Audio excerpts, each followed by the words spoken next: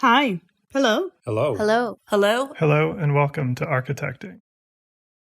So we have one of the breakout sessions here. It was the JEDI session, and we had a nice large group committee leading it, and I think a different sort of approach for how this session and discussion was put together. So we're gonna let each person introduce themselves real fast. Thank you, Adam. Jason Pugh, principal with Gensler, based out of Chicago office, licensed architect and certified planner, and the global director of diversity, equity, inclusion. Hi, Mei-Ling Krabbe. I'm a workplace strategist at Stantec. Raphael Chavez, project architect with HDR, and we talked about mentorship with my group. Adriana Medina. My firm is Pangea Training. We do intercultural and diversity, equity, and inclusion training. Patricia Joseph Gill. I am a project architect at the ABO Group.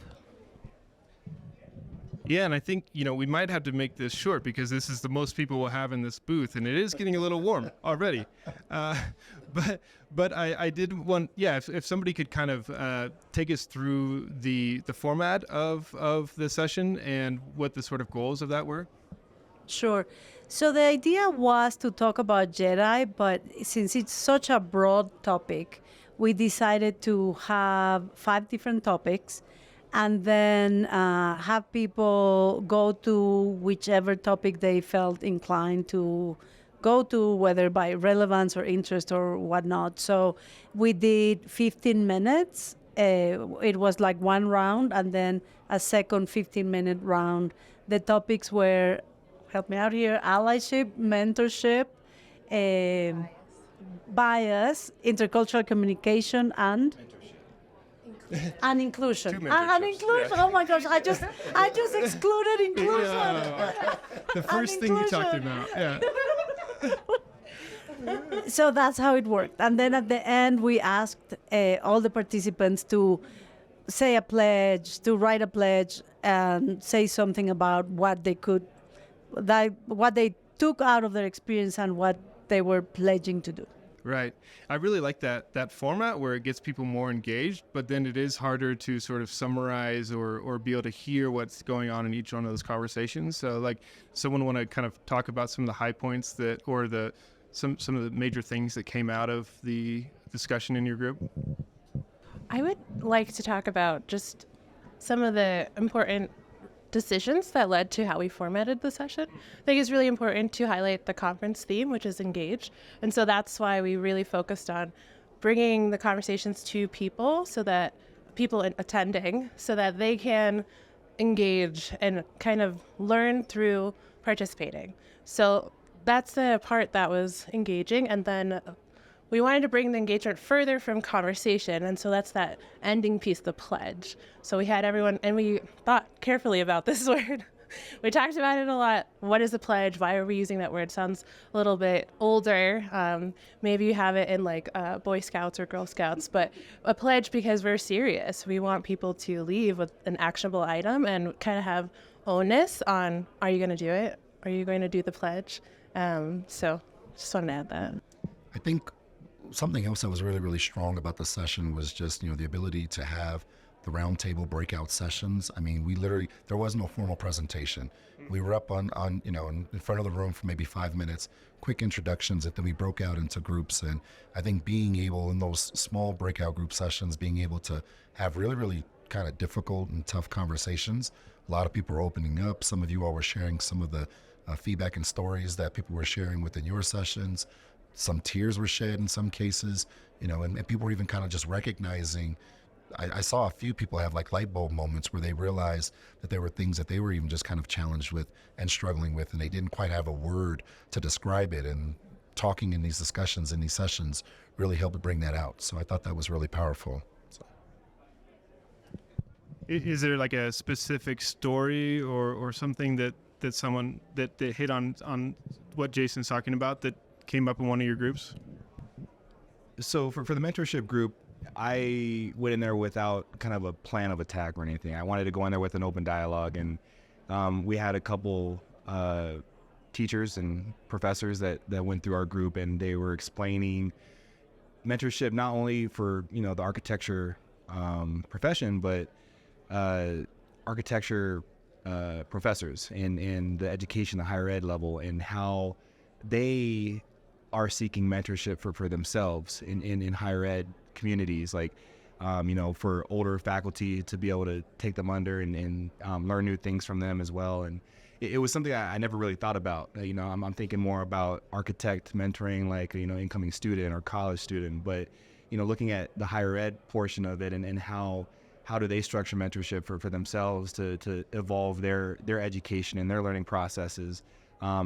I found it very interesting, and it was something I never thought about. Right. It's easy to think that somebody has, once you get a certain age or publish a certain amount of projects, you have all the answers, but it's like we're all don't know what we're doing and insecure and could always use somebody that can help us, right? I would like to say a little bit of the intercultural communication piece, because the way I was presenting it is like when we talk about diversity, we're talking about a mix of characteristics, people who come together. Then we think about inclusion, and that is, the how people feel, how they feel welcome, respected, etc. But intercultural communication is the how we actually make that happen. It's kind of like we want to. It helps us get to the outcomes, and what we did in the group. We did a quick role play where two people were reading from a scenario, but from the different perspectives. And then we talked about that. And I presented a little model as to how to really slow down to describe, interpret, then feel your feelings, but at the same time understand what's happening so you can negotiate yourself and navigate with others. And that went really well. The second session was actually, there was someone from India, I'm actually from Mexico, someone from the United States, and someone from Hawaii. So it looked like a little bit of a United Nations there.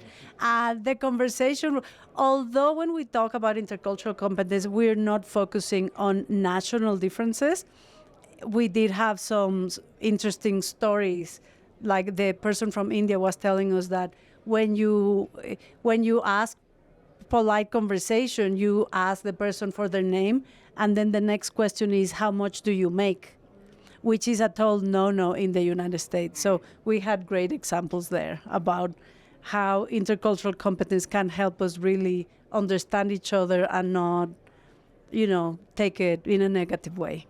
I think one of the great things that, you're hearing from what everyone's saying is, it's a mindset thing. So, no matter which group you went to, I talked about allyship, you're thinking overall, as an advocate, as an active ally, right? What mindset do I have and I can bring to the table whether it's mentorship, who am I reaching out to for mentorship? How am I being inclusive with the spaces that I'm designing or, the people that I'm bringing to the table, right? And so, I think one of the nice things is that no matter where you went, you still got those overarching concepts. And, in the vein of, making sure that was engaging, making sure that it was active for people to have these discussions, we had takeaways so that, people can, continue that mindset, continue the education, because this isn't just a one-time thing. This is something where all of us, are still going to continue to grow as we talk about justice, equity, diversity, inclusion, and on all of the 5 topics that we expanded upon as we think about the mindset and how we continue on, promoting this and thinking about it as in our careers. Yeah, and I think, it was a weird sort of thing where I was coming from a podcast interview, had to run to the restroom and then go to your thing, and I was actually standing in line for the restroom, which is not, and there was no line for the women's restroom. And I was said like, oh, this is strange, it's reversed.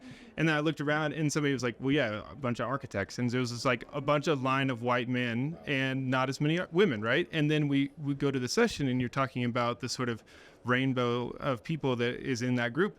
And I looked around and there was 2 white men. And so all the guys from the bathroom didn't go to it, right?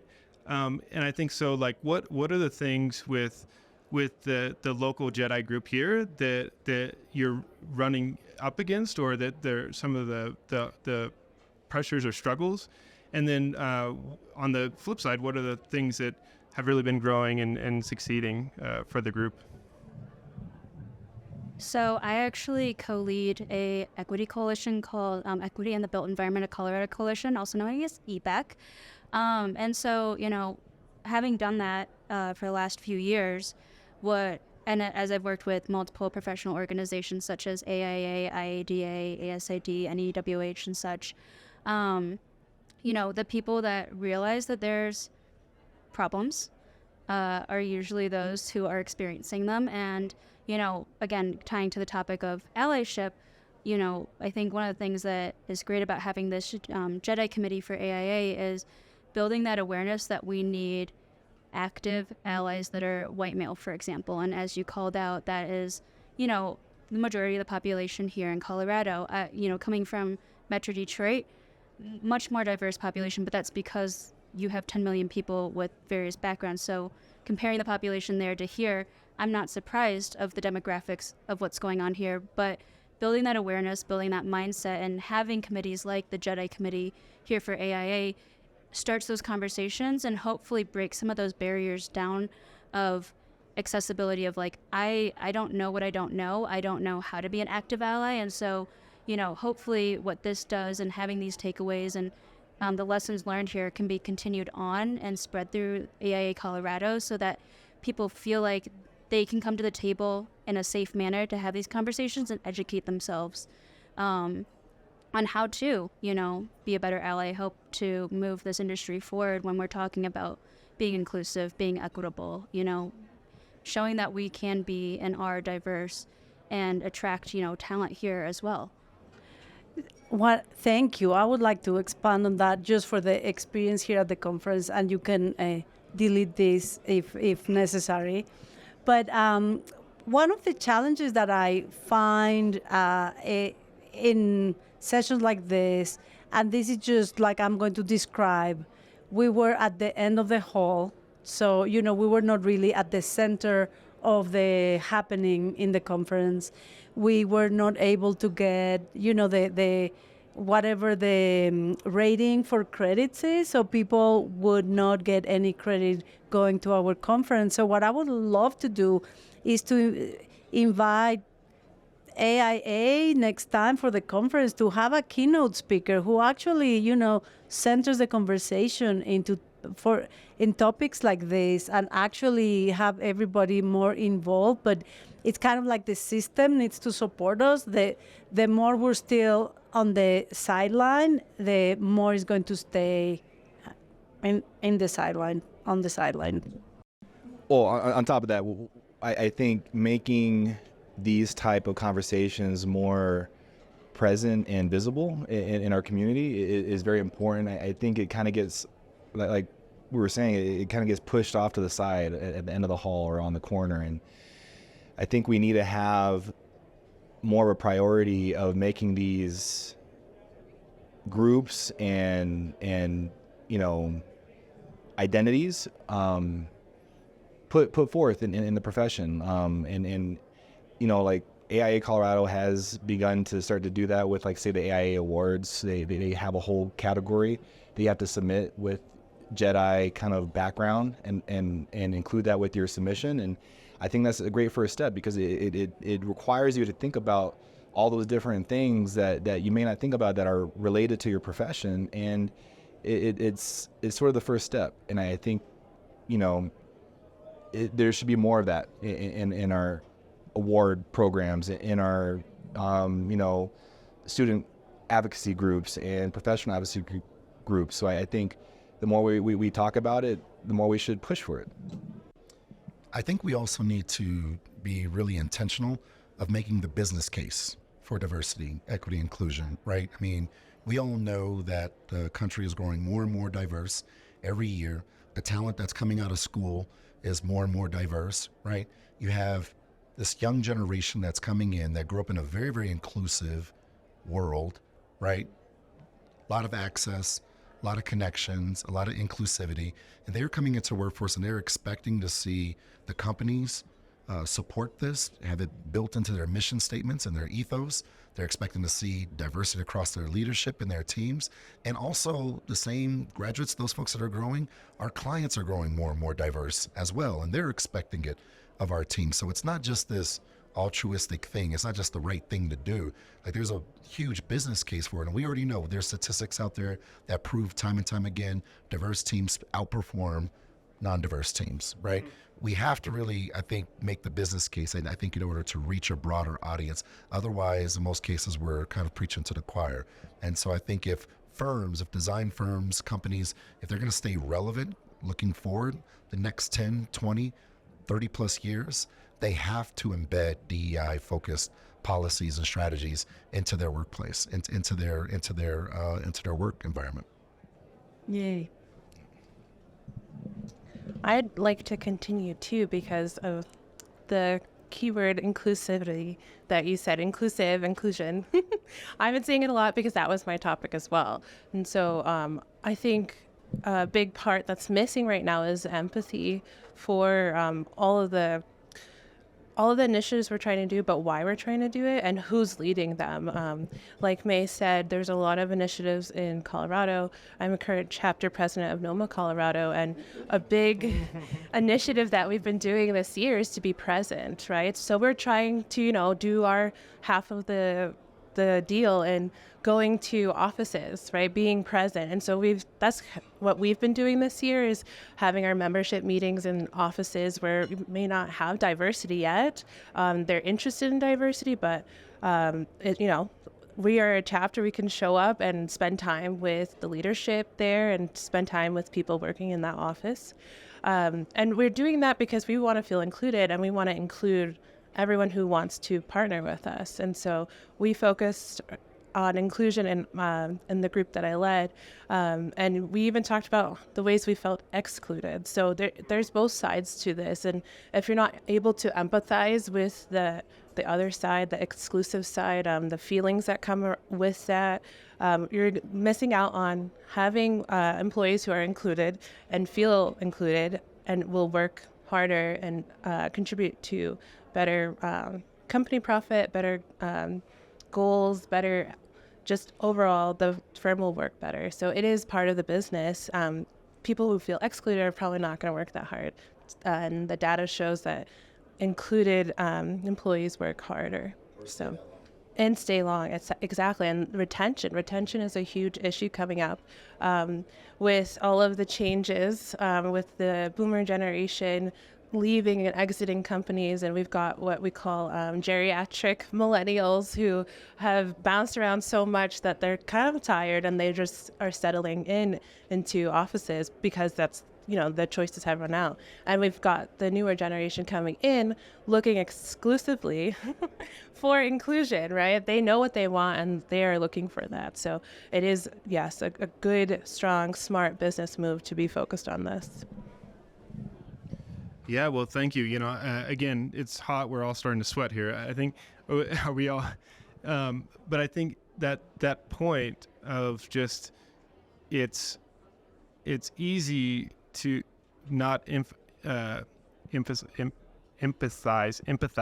We can edit that out. Empathize with other people that you're not seeing, right? And I think that's a really good point. And I think that, letting this be a call that, hey, yeah, NOMA's out there, the JEDI conference, or the JEDI committee. I'm great with words. The JEDI committee for AIAs out there, and we all just need to get more engaged and be meeting with people that are different from us, right? And thanks for sharing that here at the conference, and continue to promote it in Colorado. So, thanks you, Adam.